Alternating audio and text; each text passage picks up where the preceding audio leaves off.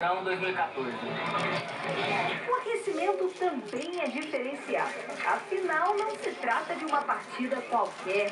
Há quase 30 anos é assim. Um jogo que virou brincadeira. E hoje já é tradição entre as poderosas.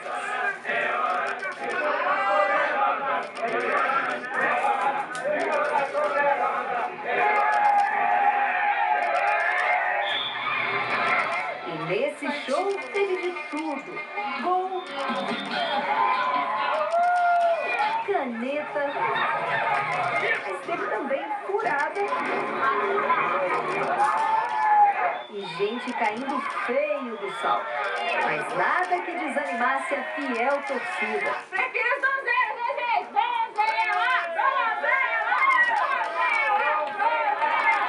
E assim, com festa, acabou o jogo. Mas não a irreverência do futebol de saia. Um dos melhores homens de jogo aí, ali atrás não passou nada e tem que manter, né? Porque para manter um corpinho desse aqui é difícil, é muita malhação, halterocopismo, levantamento de talher, então é bem difícil.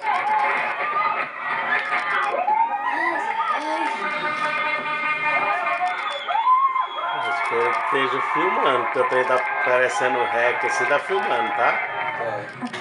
Que charme, né? E você vai ver Para logo depois aqui. dos comerciais como